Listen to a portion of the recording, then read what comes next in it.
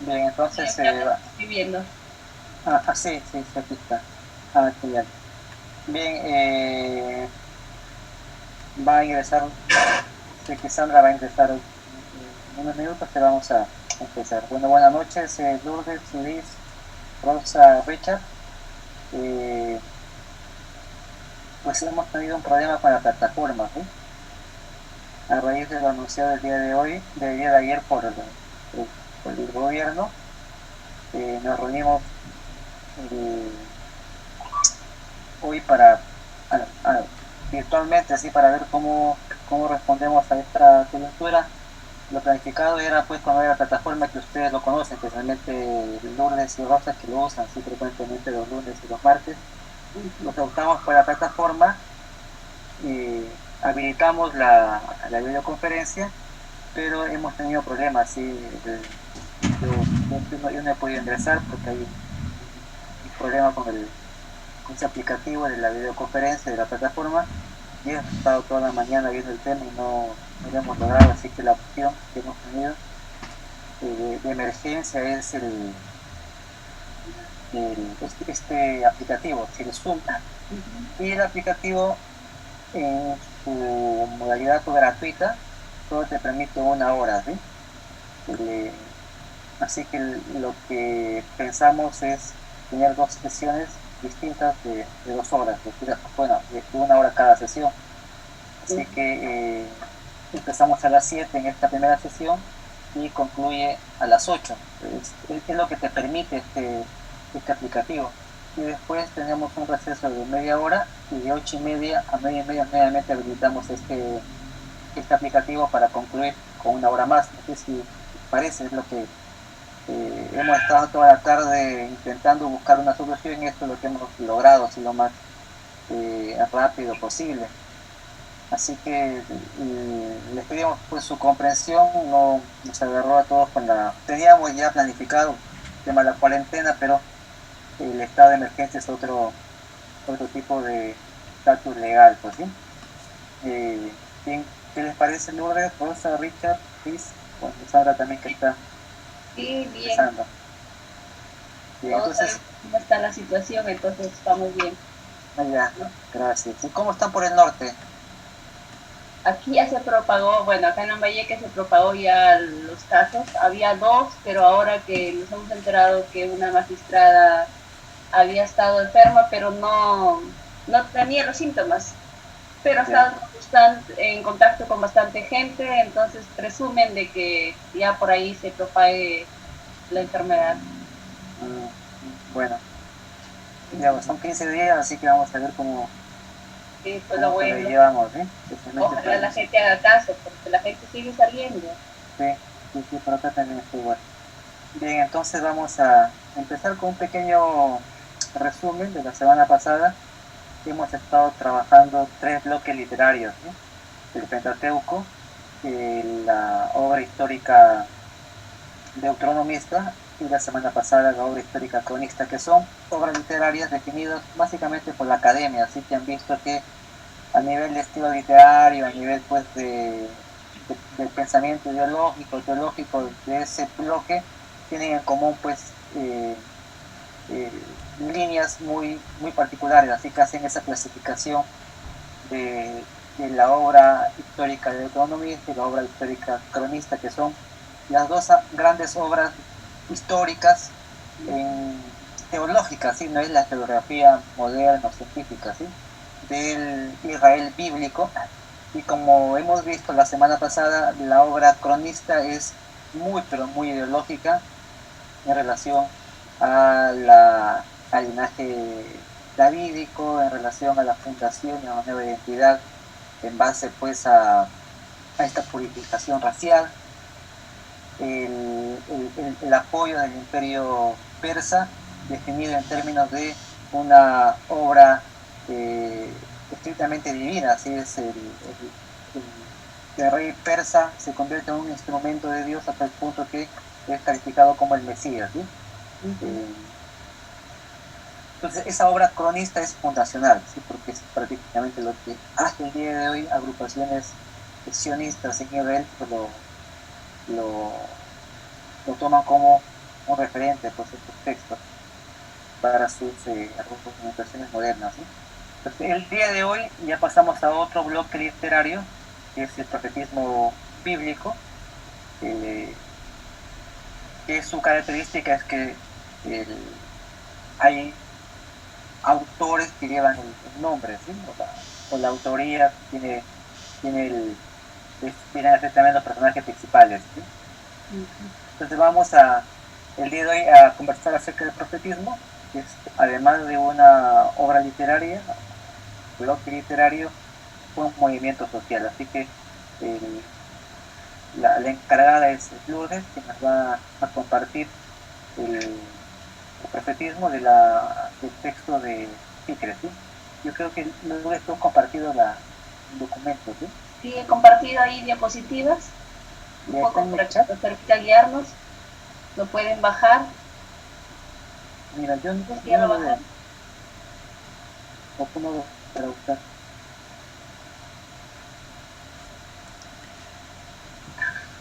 ¿Está en el WhatsApp también? En el WhatsApp también está. Ahí en el, pero en el chat del grupo está. Está en el chat. Está en el chat ya. Y ahí lo pueden descargar y ver en su computador o celular. Es uno de los primeros mensajes que hemos dado. Si tendrían que subir lo más que puedan al chat. Sí. Y solamente aparece en mi chat unas cuantas conversaciones. Ah, ok. En todo caso lo vuelvo a hacer porque puede ser que fue al inicio, ¿no? Sí. Sí, un segundito. Este sí, creo que Sandra lo ha subido ahorita. Lo acaba de compartir. Ok, sí. Ya lo está subiendo también. Porque esta opción de compartir también antes. Ya. Gracias, Sandra. Ok. Esto que todos podemos descargarlo y... Sí. Bien, Lourdes, tú tienes toda la... Bueno, voy a iniciar. No tengo toda la experiencia que ustedes tienen en estos temas.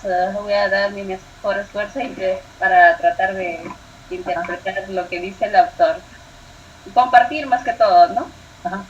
Sobre el profetismo de José Luis Ficre, entiendo yo por el libro que nos han enviado de Introducción al Antiguo Testamento, y la parte que me ha tocado es la página de 181 a la 191 que habla sobre el profetismo. Lo interesante cuando este autor empieza hablando, y me parece muy interesante, es cuando dice de que es bien difícil definir qué es un profeta o describir a un profeta, ¿no? Y la dificultad es que pues existen las tradiciones bíblicas y los datos que ofrecen, no las mismas tradiciones, porque revela que estos personajes no están cortados por un mismo patrón, un mismo uniforme, tienen aspecto de personalidad distinta, incluso las actividades o los mensajes que dicen podemos llamarlo distintos, ¿no? Tenemos, por ejemplo, a profetas como Isaías, Jeremías, Eliseo Díaz y otros, que hay mucha diferencia entre ellos. No basta negar lógicamente los vínculos que los unen, pero que hay diferencias, y aquí, como podrán ver en las diapositivas, el autor plantea algunas diferencias, entre ellas el tiempo que dedican a la actividad profética. Él parte diciendo, por ejemplo, Isaías, según la referencia, son 40 años que se ha dedicado a la actividad, pero es probable que toda su vida haya ejercido el oficio de profeta, ¿no? Y de igual manera se dice de Jeremías, Ezequiel, y por otro lado, en contraposición, está Abdías, que solo se le atribuye 21 versos, y esto es que consideran que algunos no fueron de él. Entonces vemos que hay una imagen compleja del profeta, y de igual manera está la diferencia en cómo ellos, el modo de entrar en contacto con Dios. Es distinta si lo vamos analizando de acuerdo a algunos profetas. Por ejemplo, el caso de Jeremías, ¿no? él entraba en contacto con Dios con una relación íntima. Y mucha gente imagina que el profeta establece esta relación, pues, como se quieren en algunos pasajes de Jeremías, mediante una manifestación sobrecogedora de la divinidad, como ocurre, ¿no? En varios capítulos que menciona la Biblia. Pero también se menciona de que son manifestaciones de la divinidad, ya sea a través de visiones, audiciones, que nosotros siempre asumimos que un profeta tiene eso, ¿no? Visiones, audiciones, y lo que menciona Isaías. Pero también existe el modo de contacto en Dios a través del trance, es lo que dice la Biblia. Y que esto nos ha ayudado, ya ves, por la música y danza, y se puede percibir en los casos de Zacarías y Saúl, ¿no? Que incluso el autor dice, y en la Biblia también se referencia que estos pues podían hasta quitarse la ropa y quedar tirados por la tierra desnudos, ¿no? Eso me parece un poco interesante, de cómo es que estos entran en contacto con Dios y que tiene cada uno su propia particularidad. Así también está el modo de transmitir el mensaje. Lo interesante de todo esto es que igual como son personajes distintos, cada uno tiene su propio modo de transmitir los mensajes, o yo lo que yo llamaría su estilo, ¿no? Al estilo igual que sugiero una persona que va a dar una actividad, un taller, una charla o un docente en aula. Cada uno tiene su propio estilo de transmitir el mensaje, pero en este caso, hablar de los profetas, pues es de igual manera. El autor plantea aquí, ¿no? La palabra moldeada, a través de, ya sea de los géneros de sabiduría tribal, familiar, en el ámbito judicial, en lo cotidiano, pero también plantea acciones simbólicas, ¿no? Cómo ellos utilizan acciones simbólicas para que sea entendido el mensaje que querían estos llevar. Pero lo más interesante que me parece, ¿no? Es que algunos profetas teatralizaron, como Ezequiel, cual personaje, ¿no? De teatro que hace su función y que a través de eso pues llegaba a la gente en aquellas épocas. Entonces vemos de que son diferentes las formas de cómo los profetas se mostraban. Y también está otro análisis que habla sobre la función que desempeña en la sociedad. Hablamos del profetismo central y el profetismo periférico, según el autor, ¿no? Que más abajo, me parece que en la quinta diapositiva vamos a clarificar más, pero habla del profetismo central que se limita a pocos, no está abierto a amplios grupos, y lógicamente si había más profetas, uno de ellos era el verdadero y los demás eran considerados falsos, ¿no? Y además de este profetismo central era más relacionado a algo externo, como comunidad, y el profetismo periférico surge en tiempo de crisis, hambre y sequía, pero está relacionado con algo interno dentro de la comunidad. Por otro lado, el autor habla sobre el profeta ya en sí, y dice que no hay un concepto claro sobre esto, pero que viene sobre un término griego de profetes, que dice con anticipación, ¿no? El significado. Los antiguos israelitas lo designaban con varios títulos: vidente, visionario, hombre de Dios, y que tiene pues diferentes concepciones según el papel que desempeña en la sociedad. Y hay diversas imágenes del profeta. Anteriormente nos dedicamos a hablar de las diferencias, ahora de estas imágenes del profeta que lo caracterizan o lo describen. El autor lo describe adivino, solitario, reforma social y funcionario. Entiendo yo que estos análisis tienen que ver con el tiempo histórico de cada interpretación. Por ejemplo, el adivino, pues aquí plantea el autor que se hablaba de aquellas primeras épocas antes del siglo VIII, antes de Cristo, El profeta es concebido como un hombre capacitado para conocer cosas ocultas y adivinar el futuro. Y plantea algunos ejemplos. Como Samuel puede encontrar las asnas que le ha perdido al padre de Saúl, también hay otros ejemplos, ¿no? De cuando Ahías estaba ciego, pero sabía quién era la mujer que lo visitaba, ¿no? Que era la esposa del rey. Y predijo el futuro de su hijo que estaba enfermo. De igual manera, Elías, que presiente la pronta muerte de Ocasías. Está Eliseo, quien tenemos claro, Eliseo también, quien sabe, quien justamente aquí hablando con su criado, y describe que este pues ha sido manipulado por el ministro y además él sabe dónde está el campamento arameo. Y también del mismo modo en el Nuevo Testamento pues tenemos a Jesús, ¿no? Que le dice a la samaritana que ella ha tenido como que 5 maridos y que el actual no es suyo. Entonces hay una etapa donde el profeta es considerado como adivino, pero también viene una segunda época donde el profeta se convierte en un anunciador del Mesías. Y pues ahí podemos, por ejemplo, un ejemplo del evangelista Mateo, de cumplida ya en la misma infancia de Jesús 4 profecías que decía Isaías, Miqueas, Josías y Jeremías, donde ya hablaba sobre la venida de Jesús, ¿no? Y en Lucas los profetas ayudan a explicar el misterioso designio de Dios que manifiesta en la muerte y resurrección de Jesús. O sea, ¿para qué vino Jesús?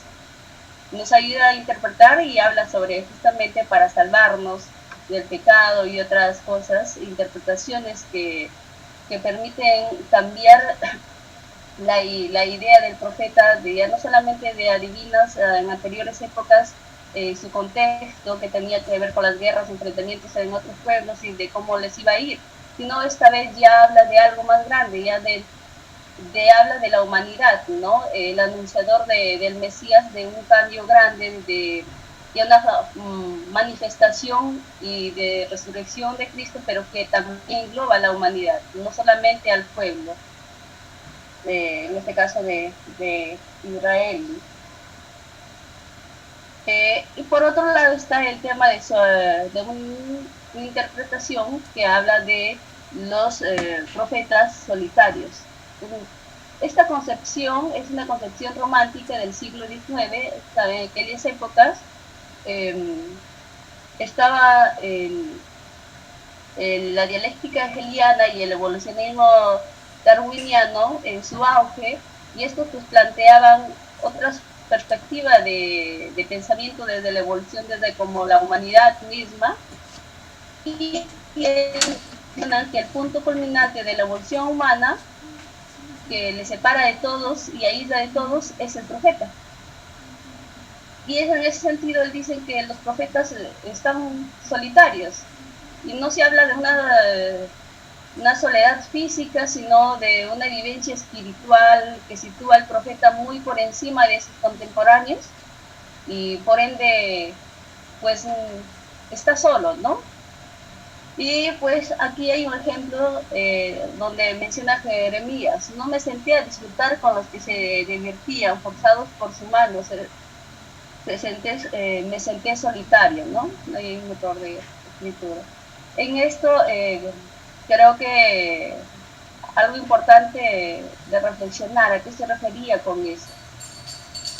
Se sentía solitario y aún estando contra eso, y entonces se toman estas cosas para hacer un análisis de que el profeta era un solitario.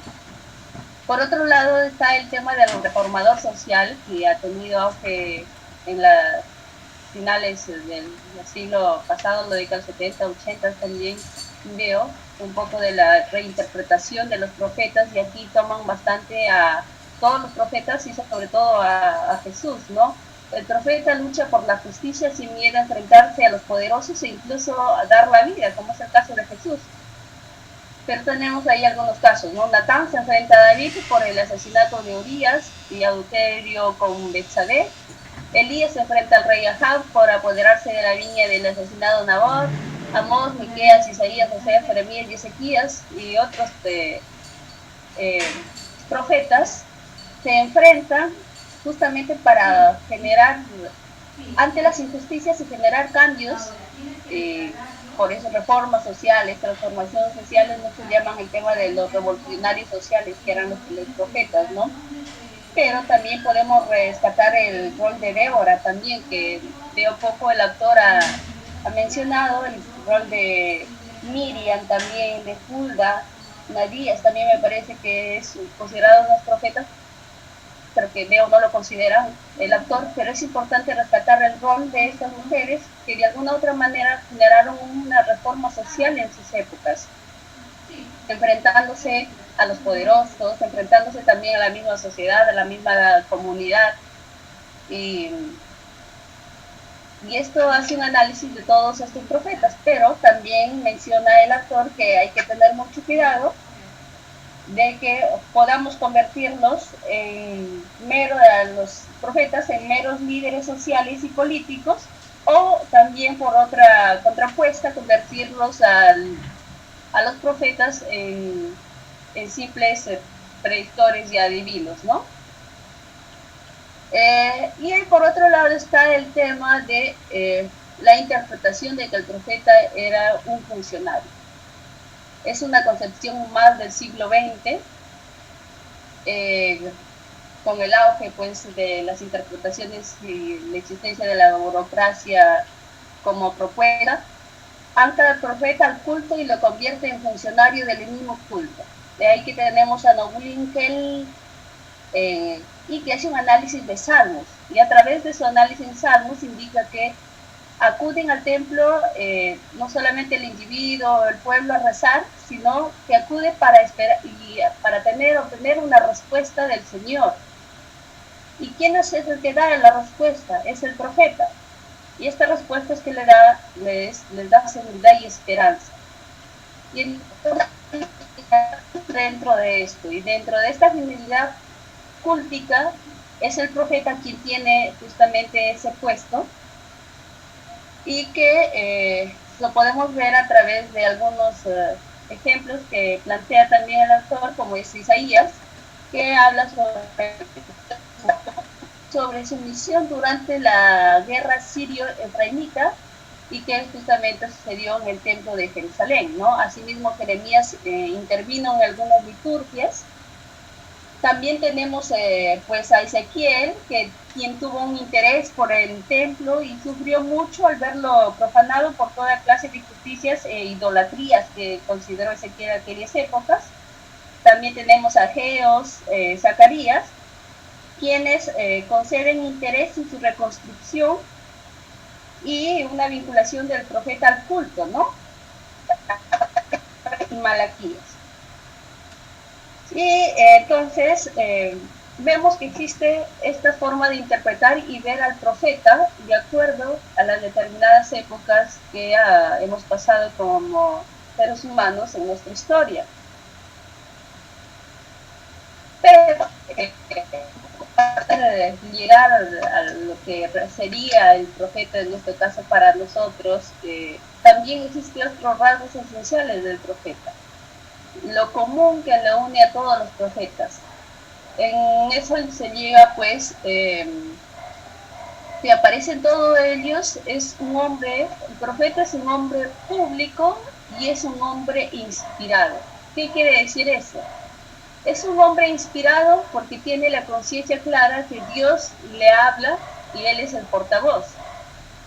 Que la inspiración lo tiene en contacto directo con Dios. No necesita recurrir a ningún de repente escrito, a ninguna conexión de repente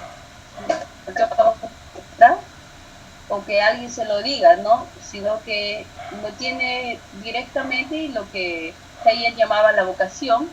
Su único punto de apoyo es la palabra de Dios, pero ojo, esto se puede convertir en su fuerza o debilidad también, porque ese es su único apoyo. ¿Quién se lo dijo? Se lo dijo Dios, ¿no? Pero lo decía con tan firmeza y con tanta seguridad que generaba la confianza en lo que dicen los escritos, y que además ellos interpretaban que se presentaba como un rugido de león, ahí tenemos, o como un gozo de alegría. Pero podemos ver que de alguna otra manera los profetas eran hombres inspirados,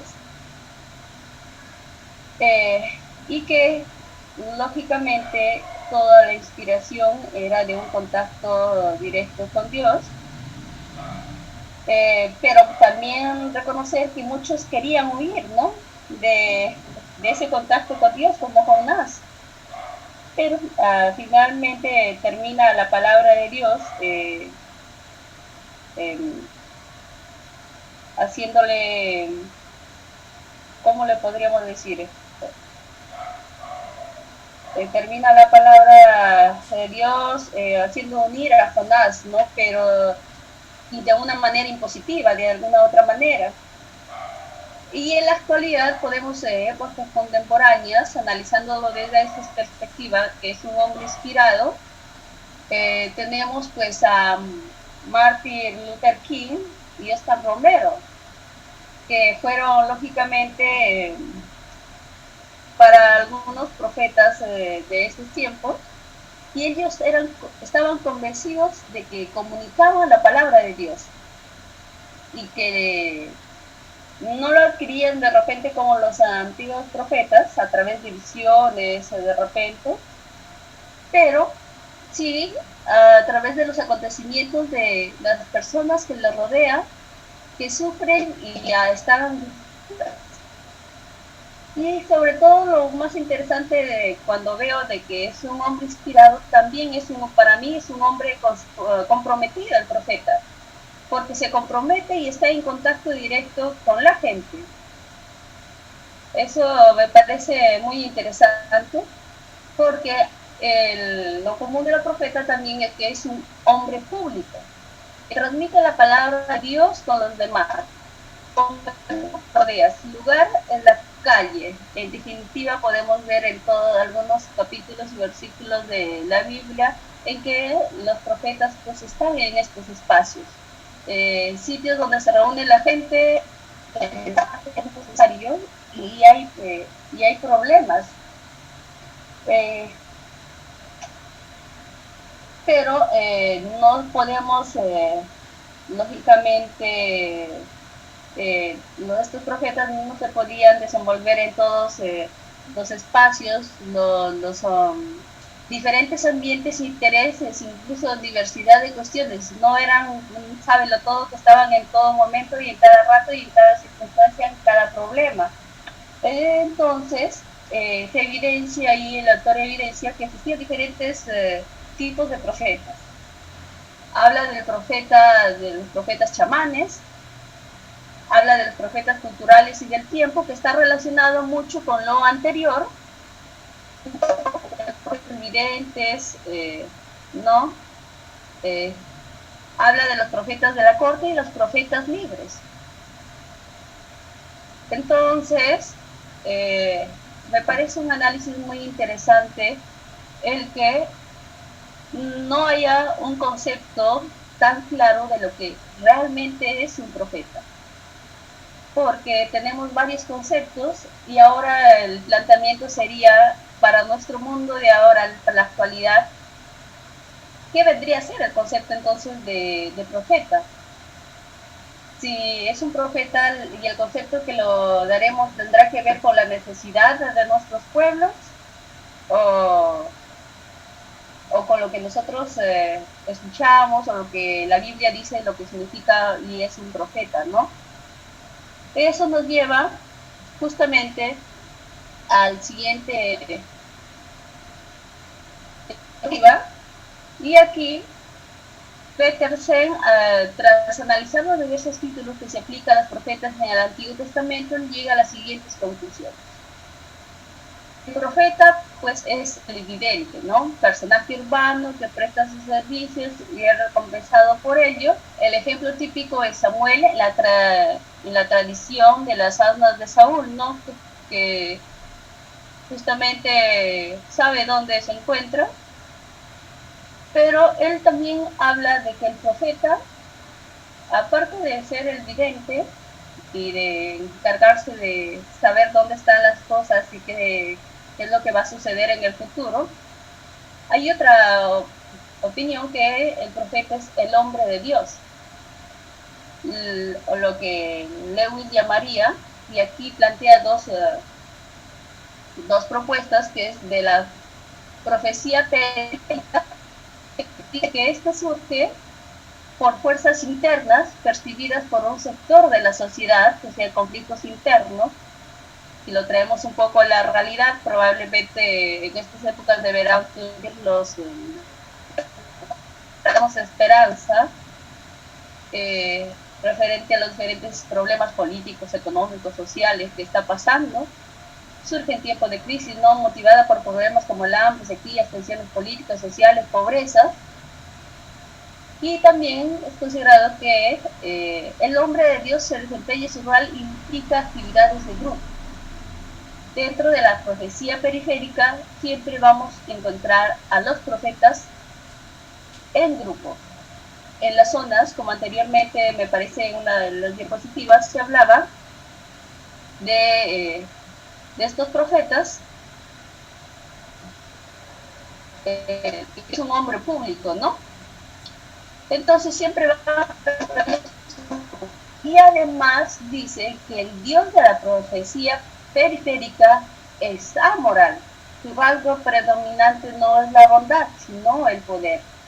Eso me parece muy interesante porque si lo relacionamos con el tema de la profecía central, dentro de la profecía central se tiene pues dos títulos, ¿no? Un poco que está relacionado con el pueblo, que para empezar, la profecía central surge por presiones que vienen de fuera de la sociedad y es percibida como un todo. Entonces todo el pueblo se une para enfrentar, ya sean guerras, ya sean problemas que atentan contra el pueblo ya en sí. El profeta central normalmente legitima o sanciona la moralidad pública. Esto también es algo interesante. Y la profecía central se limita a pocos individuos, no está abierta a amplios grupos, a pesar de que lógicamente los profetas tenían algunos, no sé, como estudiantes, alumnos, pero estos estaban más centrados en temas de la sociedad en general. El Dios de la profecía central es predecible y moral. Yahvé siempre responde al mal de la misma forma. Qué interesante. Pero entonces, Peterson ahí diferencia que estos títulos de profeta central tiene que ver también con que en la clase pasada creo que el profesor mencionó el tema de que el pueblo pues estaba dividido en dos partes, ¿no? La zona norte y la zona sur. La zona norte, que era Israel, y lo que llama Peterson Naví, y la zona sur, que es Judá, Peterson ya lo Joseph me parece que es la pronunciación correcta. Y entonces hace un análisis de lo que representa la profecía. Entonces el hombre de Dios se maneja dentro de estos dos procesos. Pero también está el profeta, que es un hombre amenazado. ¿Por qué dice que es un hombre amenazado? Porque cuando los profetas quieren comunicar al pueblo y este pueblo no escucha, decía que es una amenaza de fracaso apostólico, ¿no? Porque al no ser escuchado, estos en vez de escuchar lo que hacían era cuestionar, llamarlos locos, necios a los profetas, pero también eran perseguidos. Y eran perseguidos por los poderosos, por la misma población, pero también era perseguido por el mismo Dios. Hay algunos ejemplos, ¿no? Por ejemplo, Jeremías era considerado traidor de la patria, Elías huía del rey en muchas ocasiones, Miqueas termina en la cárcel, Amós es expulsado del reino del norte, Jeremías también fue a prisión varias veces, Urías fue apedreado y tirado en las fosas comunes, y podemos verlo incluso en Jesús de Nazaret. Fue asesinado y dio su vida, pero también es amenazado por Dios porque este pues cambia y reorienta la vida de los profetas en el momento que menos se lo esperan. Y es ahí entonces de que vemos que la vida de un profeta no ha sido tan fácil tampoco, pero también dentro de estos procesos me imagino también el rol de las profetisas mujeres, que no se dice, pero cómo sería aquellas épocas, ¿no? Pero que en algunas cosas se mencionan, pero no lo podemos imaginar, pero sí podemos, como fue Débora, ¿no? Que fue jueza, además de ser profetisa. El tema de Miriam,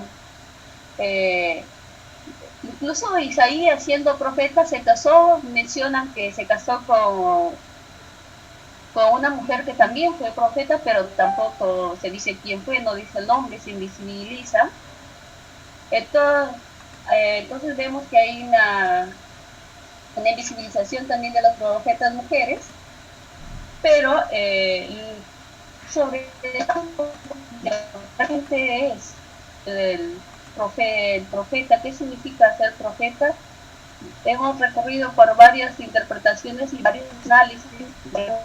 Yo diría es que qué significaría en todo caso época, qué es un profeta en nuestra época, si es necesario o no en nuestras épocas que existan profetas que puedan transmitir la palabra de Dios, que puedan un poco vincularnos, ser ese reformador social que espera, pues que sí existen profetas en nuestras épocas y que los mejores ejemplos están Martin Luther King, ¿no? Y también otros personajes como lógicamente como el Oscar Romero, que incluso fue asesinado, ¿no? Fue salvadoreño, tengo entendido que fue asesinado por la Guardia Civil Nacional de aquellas épocas, se puso duramente a la dictadura militar y su posición firme de predicar y siempre luchar por los más débiles. Eso me parece muy interesante, y recuperar también el tema de la historia y vida de Martin Luther King, quien también, por cierto, fue asesinado, y que es algo incomprensible, lógicamente, para nuestras épocas, pero es probable que puedan haber muchos más profetas como estos, ¿no? Y que están siendo perseguidos. Entonces, para ir terminando con esta parte, vemos que el tema de la profecía rompe barreras de sexo, porque a pesar que la Biblia no lo menciona mucho, pero sabemos que hubo muchas profetisas también, como Débora, Hulda, y otras, Miriam, también tenemos a Ananías, Ana, etcétera, que también fueron profetas. También la profecía rompe la barrera de la cultura, no se hacen estudios especializados para transmitir la palabra de Dios, rompe la clase social, vinculados a la corte, tenemos a Isaías, porque también vienen de todo estrato social, son los profetas, ¿no? Pequeños propietarios como Amós, campesinos, Miqueas. No, rompe también la barrera religiosa, no es preciso ser sacerdote para ser profeta. Y la barrera de edad. el que un profeta podría ser un joven o un adulto, como ya le indica varios ejemplos y menciona a varios autores, a varios profetas de la Biblia. Eso quería un poco compartirles y siempre me quedo con la interrogante de si necesitamos un profeta en nuestras épocas, en nuestra historia, en nuestros contextos. Justo estaba leyendo algunos bueno, comentarios en Facebook, también estaba viendo en YouTube, y me parece interesante que en estos contextos que estamos atravesando de pandemia, pues como que se revive, ¿no? Los profetas, porque empiezan a mencionar las profecías que muchos de estos autores pues lo decían, pero ahora lo reinterpretan para analizar el contexto social que estamos viviendo, le dan una explicación, una justificación y, y esperan tener y ahí como que en el momento de que ya tiene que haber esperanza, etcétera, y como que lo planteo para el debate, ¿no? Eso. Lourdes, gracias. No, no hay forma de que escuche los aplausos, pero gracias por el aporte, sí, sí, No sí, sé, siento que no ha sido mucho intentado. No, aquí ya Sandra también está escribiendo ahí aplausos, sí, el PPT lo pueden revisar, está bastante bueno y bueno, creo que has expresado muy bien el pensamiento de Cicre, ¿sí? Sí, creo. Sí.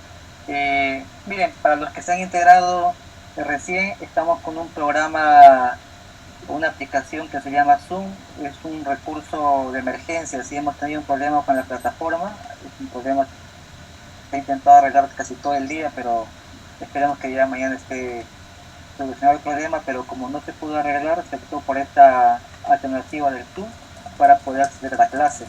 Y tiene algunas condiciones. Este programa o este aplicativo se puede trabajar en una hora.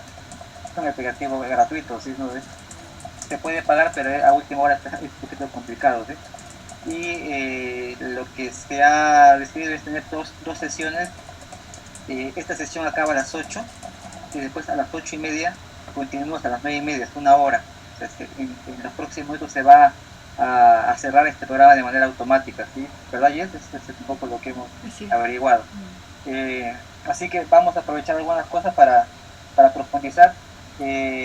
Lourdes, una vez más, gracias No, por la gracias a presentación. ustedes por la oportunidad. Nos plantea una pregunta crucial, pues, ¿sí? Sobre el profetismo hoy, pues, ¿no? Si es necesario, o yo también plantearía desde ahí si se ha expresado o se expresa el profetismo, un tipo de profetismo en nuestra sociedad o historia peruana, pero claro, como el profetismo se ha calificado más en términos cultuales, obviamos ese profetismo con una voz social y política, ¿sí? Que quizás siempre ha estado presente, pero no lo vemos, ¿sí? Bien, lo que vamos a hacer es, yo quisiera que ustedes vayan planteando algunas preguntas. Lo que vamos a hacer ahora es una pequeña revisión de algunos puntos que Lourdes lo ha mencionado. No voy a repetir todo, porque está muy buena la presentación. Solo pienso que unos tres temas. Uno es sobre la evolución de la figura del profeta. Como lo mencionó Lourdes, hay diversas imágenes del profetismo que tienen que ver con etapas históricas, empezando con el vidente, o en otras culturas como en Grecia se denominan los oráculos, ¿sí? Que la función era básicamente de las mujeres. Esto es muy, muy importante. En la historia del profetismo, las primeras funciones de este tipo de profetismo de adivinación o oráculo evidente fueron las mujeres, ¿sí? Después hay una etapa de institucionalización donde ya se visibiliza y prácticamente se niega esa función a las mujeres, ¿sí? Es por eso que Lourdes ya después ya no aparecen en la profetisa, sino es Débora y Miriam, que es una etapa muy, muy primitiva, ¿sí? Donde todavía no hay una monarquía. Débora es juez. Es un punto muy, muy interesante, ¿sí? Porque los jueces son líderes carismáticos. Y cuando empieza a domesticarse el carisma, cuando empieza a institucionalizarse el pueblo y la religión de Israel, las mujeres empiezan a ser negadas, invisibilizadas, ¿sí? Entonces, pero en esa primera etapa del movimiento carismático, profético, podríamos llamarlo así, había un rol protagónico en las mujeres, y uno tiene que plantearse preguntas, ¿qué ocurre pues, en ese proceso de institucionalización, donde las mujeres empiezan a ser censuradas, ¿sí? En relación a su función profética, pero como tú lo mencionaste, está Débora y Miriam, ¿sí? Y posiblemente otras, en esa primera etapa preinstitucional de la religión de Israel. Eso es bien interesante, el asociar la configuración del monoteísmo judío con ese proceso de censura del rol profético de la mujer, de las profetisas, ¿sí? que vienen a ser pues, lideresas, ¿sí? Eso es algo que agradecemos pues a este proceso de canonización de que está en la Biblia, no ha sido eliminada, está Débora, y ahí habrá que profundizar más el rol de los jueces y las juezas, ¿sí? Entonces esa es una primera etapa que hay que analizarlo, ¿sí? La imagen del profeta, por su función, es una evolución que también está asociada con los profetas de otros pueblos cercanos, porque profetas y profetisas habían en Grecia, también había en Babilonia, que también van sufriendo cambios de la función de adivinación, que era muy importante, especialmente en Macedonia, a la función de una voz crítica al poder. Y después también están los profetas más funcionales al poder, pues, ¿sí? Isaías, la última parte de Isaías es funcional al poder. Pero eso debe ser importante a la hora de analizar la literatura profética, ¿sí? Hay una evolución en la función del profeta, y en el tema de género también es bastante rico el análisis, ¿sí? ¿Por qué se va censurando el rol de la mujer? Pero es una evolución, estas imágenes del profeta. No quiere decir que en la época de Jesús existía una sola imagen, existía la imagen cultural del profeta, pero también existía esa imagen revolucionario, de comida revolucionario, del profeta. Esas dos imágenes estaban muy presentes en la época de Jesús. Había que preguntarnos hoy, en nuestro contexto cristiano, iberocatólico o evangélico, qué imagen del profeta se ha impuesto, ¿sí? en la actualidad. Hay una imagen que se ha impuesto en nuestras iglesias en general, ¿sí? El otro punto que yo estaba por aquí anotando para después, aunque ya creo que creo que se está acabando, ¿sí? Quedan 2 minutos. Lo otro que debemos pensar para discutir es el lugar histórico del profeta. Están los profetas campesinos, o sea, su lugar geográfico, su lugar social va a influir en el discurso. Su lugar político en el cual es criado el profeta, la profeta, va a influir en el discurso. Claro. Vamos a ver a un Amós, que es un profeta campesino, que su discurso va a ser totalmente distinto al de Jeremías, porque su lugar social de crianza es distinta, así que el lugar social va a influir en el discurso profético. Entonces ese es otro punto que tenemos que conversar. Y lo último es la pregunta que hace Lourdes, ¿sí? ¿Quién viene a ser hoy el profeta? Estas son 3 preguntas que me gustaría que lo tengan ahí presente para discutir a las 8:30, ¿verdad? Yes. Así es. 8:30 es la nueva sesión. De 8:30 a 9:30 tenemos entonces otra sesión para discutir, ¿sí? La imagen claro, Rosa, ¿sí? La imagen de la evolución de la función del profeta, el lugar social del profeta, que lo vamos a discutir, y quién es el profeta hoy, ¿sí? Vamos a hablar del pensamiento situado, sí, y eso lo vamos a profundizar especialmente con Amós y Osea, ¿sí? Bien, entonces tenemos, ¿les parece? Sandra, Lourdes, Rosa, Liz, Richard, un break de media hora. El programa no permitía empezar 8:15, ¿sí? Solamente empieza en horas cerradas, ¿sí? Entonces a las 8:30 empezamos nuevamente con estas preguntas y con la presentación obviamente de Lady, ¿sí? De Lourdes. Está bien, pues 8:30 nos reencontramos ya para discutir estas preguntas, ¿sí? La invitación, ¿sí? la invitación para esta sala ya se les ha hecho llegar al grupo de WhatsApp para la segunda sesión, para la segunda parte. Ok. Ya. Gracias. Okay. Entonces, 8:30 nos reencontramos para la discusión, ¿sí? de la presentación. ¿Está bien? Listo. Toman su cafecito y 8:30 nos encontramos. Okay. Listo, Sandra, nos vemos en breve.